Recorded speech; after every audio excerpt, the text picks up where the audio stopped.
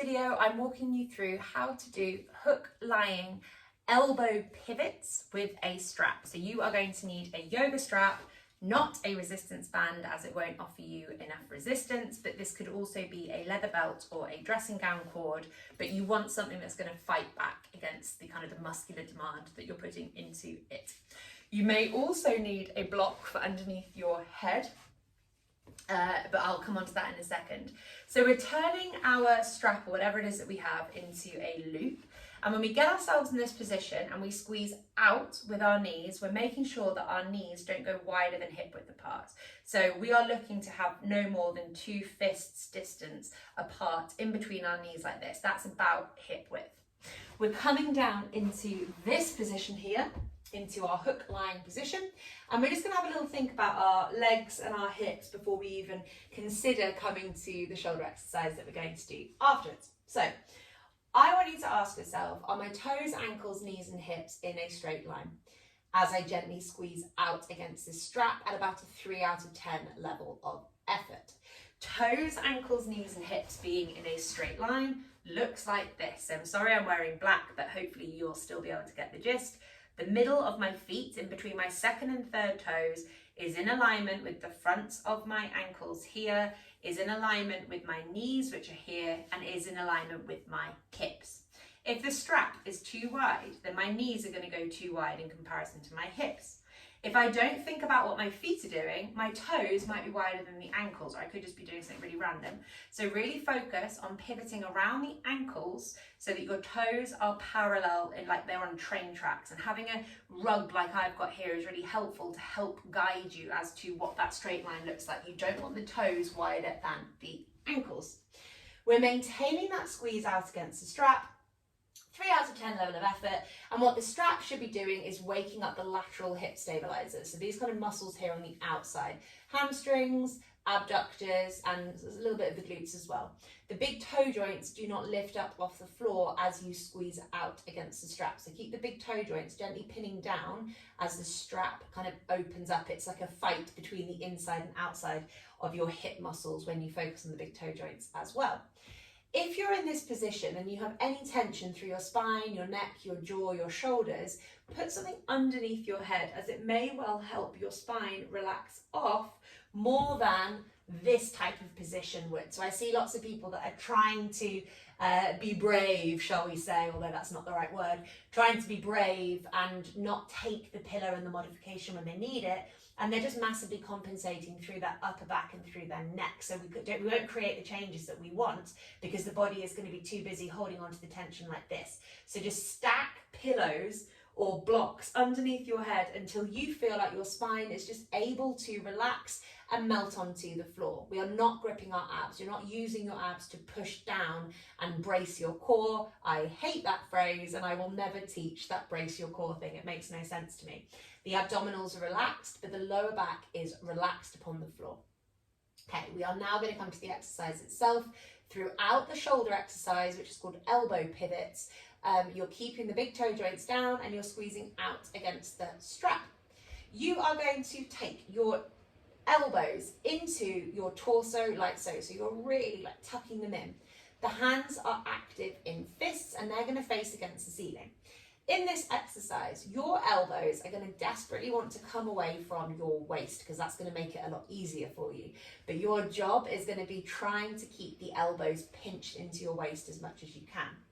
What I love about these shoulder exercises and the way I filmed this, got this camera set up, is you are able to see my dodgy positioning of my shoulder really, really well, and it may well be a little bit like what your shoulder looks like. So when I'm here in this position, can you see how my elbow is on the floor, but then my upper arm is like not fully grounded on the floor? It's on this diagonal, feeding into the shoulder, and the shoulder blade is like a bit winged and lifted up off the floor. This is because my right shoulder does not move very well. This is a brilliant exercise for my right shoulder, but you are able to see how it's not in the position that we want it to be. What you are aiming for in this exercise, which looks a bit like this, so we're basically like opening up our hands and trying to take them down to the floor. It's not about really what your hands and your forearms are doing, because can you see here that I'm moving my forearms and opening this up, but that my shoulder is still really lifted up off the floor in this protracted position, which is not what we want. So what I want you to do is to think about pushing down into the floor with the back of the top of your shoulder and the back and the top of your arm without flaring your ribs. So this is really, really, really hard for me to do. I'm keeping my ribs relaxed. I'm not pushing down with that and then lifting up through my rib cage. Rib cage and spine stays relaxed. And I am focusing on muscles that do not work very well in my body, so it's really hard for me to do. Really trying to focus on that shoulder pushing down into the floor, then the upper arm pushing down into the floor, and then the elbow, okay? So I'm still not doing this really well, but believe you me when I say this is really hard work for me to do. It's definitely something I need to do more of.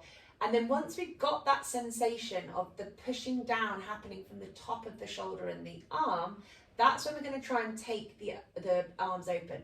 So hopefully you can see there the difference in my shoulder. It's not perfect, but can you see the difference in my shoulder and my arm here versus there, okay? So you're trying to get that down using the muscles. It should be really like burning and working here. You may even get a cramp around some of the muscles in the rotator cuff. That's great, it just shows you that things are working super hard. So we'll just run through that again.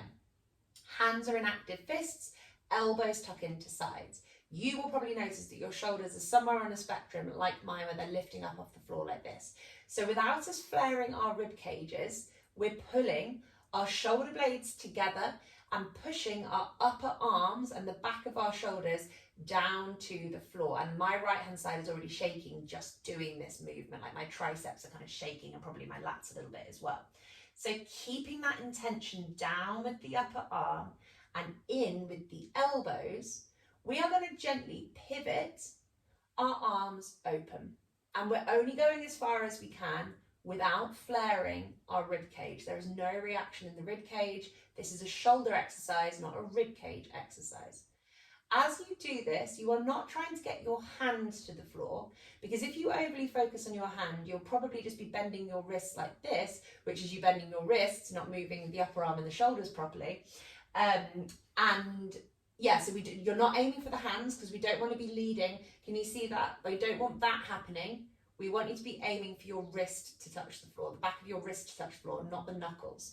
So we're in this movement here, really pulling those shoulders and the upper arms down towards the floor. There's like tension down on the floor, but we're relaxing our spine and our rib cage, squeezing out against the strap and pinning down with the big toes. Hopefully you haven't forgotten that. Keeping that momentum through the shoulders and the upper arms, elbows tuck in, and then you are rotating your backs of wrists towards the floor. Now, like this. So nice and slowly, focus on form, not on speed, and really think about what the shoulders and upper arms are doing, more so than how far you are opening up. You may need to reset every few reps or so just to make sure that your elbows stay tucked into your sides, because they're going to probably want to shift out. And I would recommend doing 3 sets of 20 of these exercises, really focusing on the movement happening around here. So the shoulder opening up and down and back like that, and the humerus, the upper arm rotating. Don't worry too much about these guys. Once you've done your set of 20, and before you set up for the next set of 20, I like to play around with holding this position. So you can move through the reps themselves like so, but then once you're on your 20th, hold at your end range. So when you're here, you're trying to keep the elbows tucked into the side, pull back and down with the shoulder and the upper arms, and you're trying not to get the fingers to the floor, but trying to get the wrists to the floor, and just hold that. And I love this because it really opens up my right shoulder. I can really create change. I'm kind of pulling my shoulder blades down my back at the same time things are opening up. And I love that kind of, this is really good, but then really holding it really helps open it up as well, as long as it's not painful. So I would recommend just kind of, you've done your 20, you're just going to hold that for as long as you can until you get absolutely exhausted, and then do your next set of 20 and then do the same thing again.